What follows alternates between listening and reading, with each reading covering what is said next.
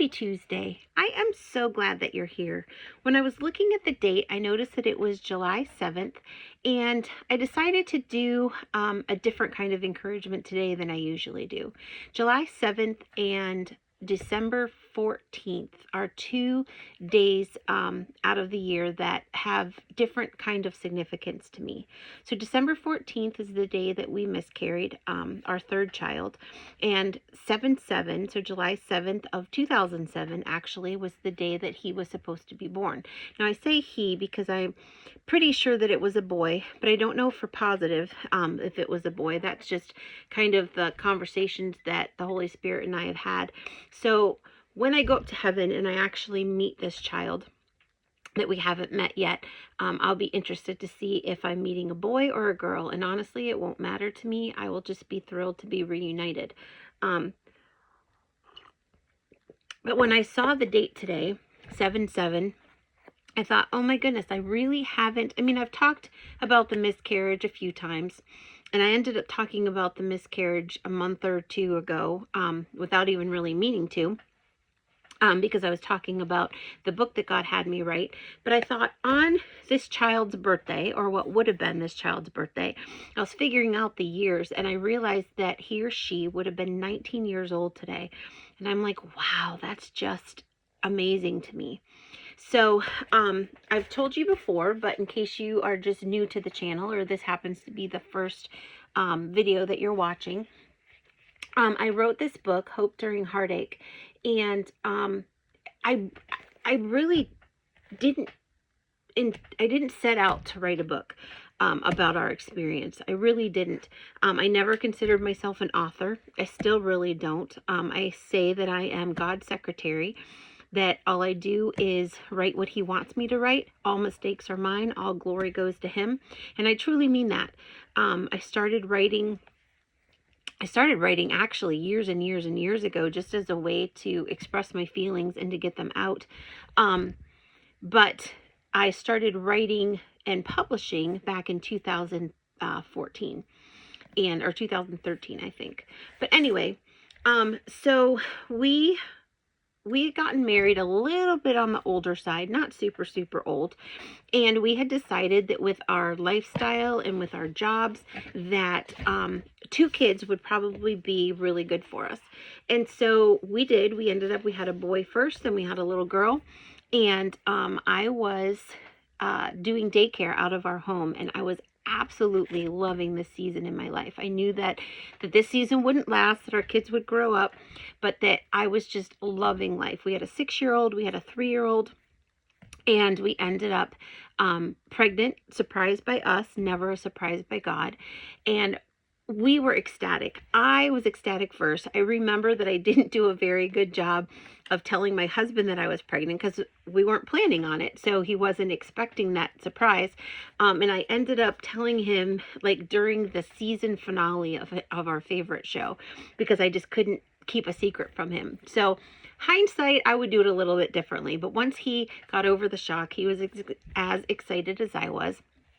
And we were super excited. We were going to tell our kid. No, actually, I think we ended up telling our family at Thanksgiving because, yeah, we ended up telling our family at Thanksgiving. I had to think about that for a second because we didn't want to have to wait until Christmas. And I ended up miscarrying 2 days before the 12-week mark. And it was December 14th. So it was like 11 days before Christmas. And I had already envisioned our child as like 5 years old by this time. Like, I had already envisioned him in kindergarten. We had already started buying things. I was already talking to him every day. This was my 3rd pregnancy. So I was just ecstatic. Like I knew what to expect. I figured this was going to be my last pregnancy because we weren't even planning on this one. And so I wanted to enjoy every single minute of it. And I remember sitting in the Christmas Eve service. I was so excited about Christmas Eve that year because I thought I would have a little one growing inside of me. And I ended up no baby, and my husband was at home with the flu, and so I was completely by myself. Our kids were in their classrooms, and I was completely by myself, just bawling my eyes out. I felt kind of embarrassed because the guy behind me, who was a minister, he tapped me on the shoulder and he's like, "Are you okay?" And I'm like, "Yeah." I mean, like, how do you explain all that? And so anyway, so I went through the whole grief thing. Um, we, so like I said, we found out in December.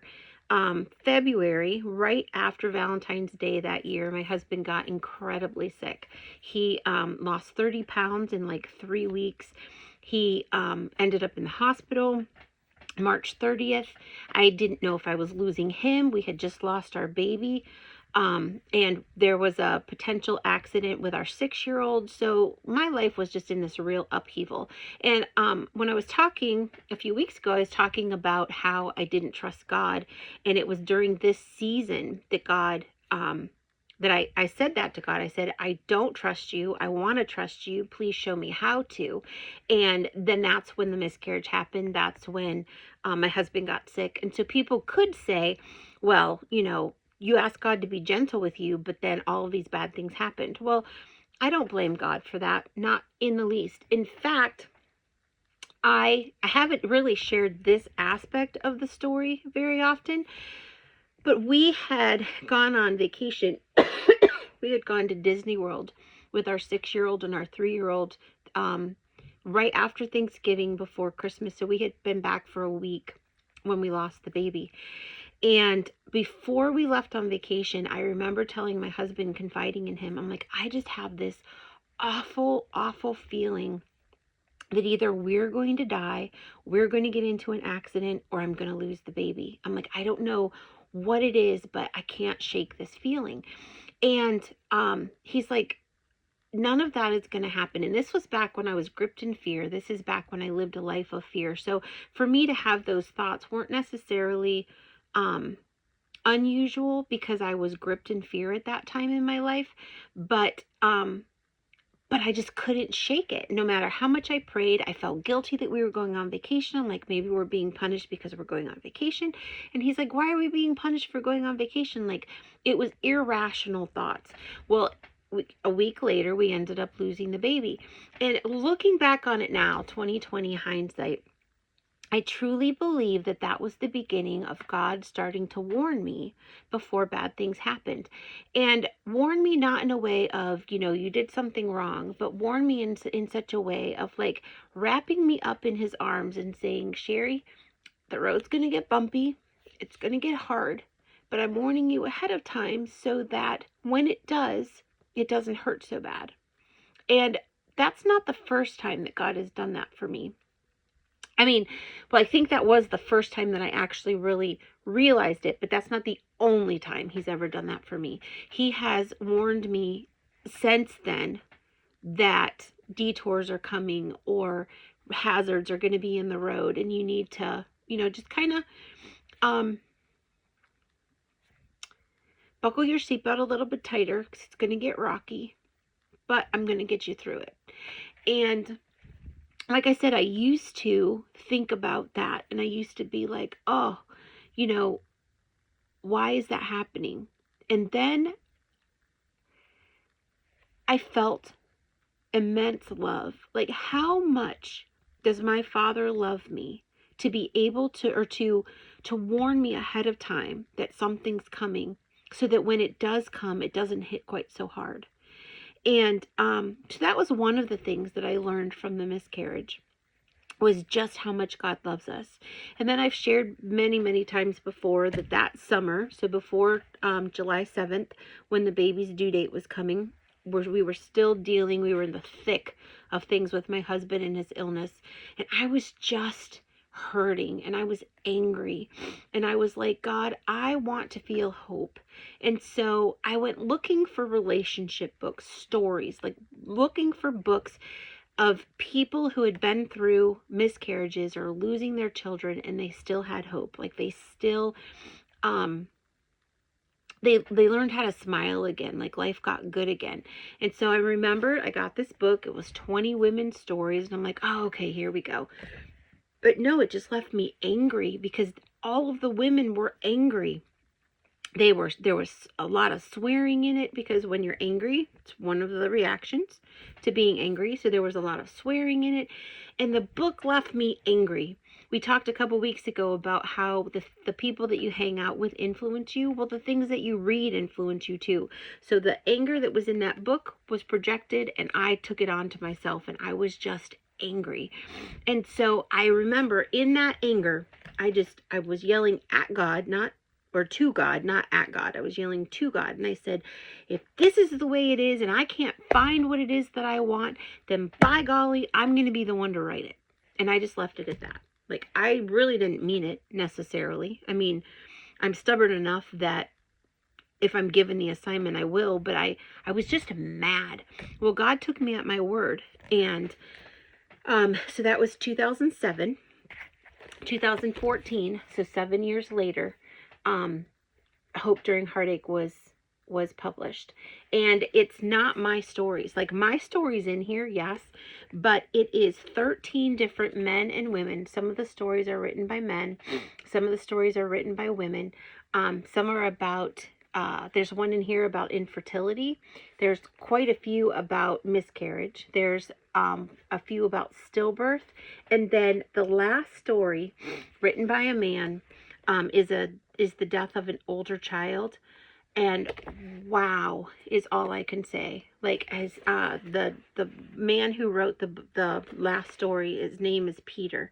So if you look up Peter's book, or Peter's story, it's the very end. Wow, that one hit. Well, they all did. Like, I loved every single one, and I'm so grateful for every person who contributed to the book. But I think it's because he was an older child, that it just really hit hard. His son was either 8 or 10 years old, and I just honestly can't imagine. It was hard enough for me, to lose our child that I'd never even met before, but to lose one who you've had 8 to 10 years with before he's gone would just be heartbreaking. But there is hope. There's hope in the heartache. There's hope during the heartache. And that's what this book was written for, why it was published. And if you are someone who has had a miscarriage, if you know somebody who has had a miscarriage, if you just need that hope. I've even had people read this book who have lost members of their family, not necessarily their children, whether it's been their parents or their siblings, and it offers them hope as well. So if you need hope, that you will laugh again, that you will smile again, that you will find joy in life again, God is the one that offers that hope. And I would like to offer you the encouragement to pick up this book, and I pray that it will touch your heart just as much. So if you enjoyed that encouragement, please hit the like button. If this is a message that would help a friend or a family member, please share it with them. And if you would subscribe, I would be incredibly grateful. You'll find the links down below. Have a great rest of your day. Have a wonderful week. I will be back here next week.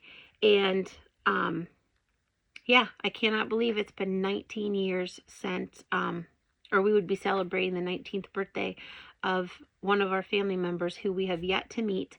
But I have hope, and I know for certain that one day in heaven, Jesus himself, I believe, will introduce me to the little one that we've been waiting for. Have a great rest of your week. We'll see you next Tuesday.